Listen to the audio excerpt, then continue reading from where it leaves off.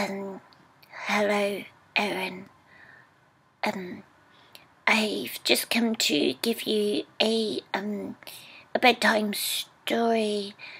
I don't know any human stories, but I can tell you one story from my land, and it goes like this. Once upon a time, that's how you begin them, isn't it? Once upon a time, there was a magnifying glass, and the magnifying glass had a little friend called Bug Lilia. And Bug Lilia climbed on the magnifying glass, and the sun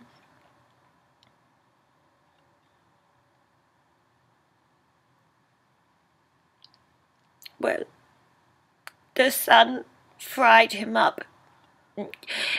The magnifying glass, you see, it might as well have been a frying pan, so I don't really like that story. I hope you don't get nightmares. Sorry, it's not very nice, is it? I think nice things, puppies, puppies, puppies, puppies, sunshine. Oh no, not sunshine, not sunshine. Oh, poor little thing. Good night.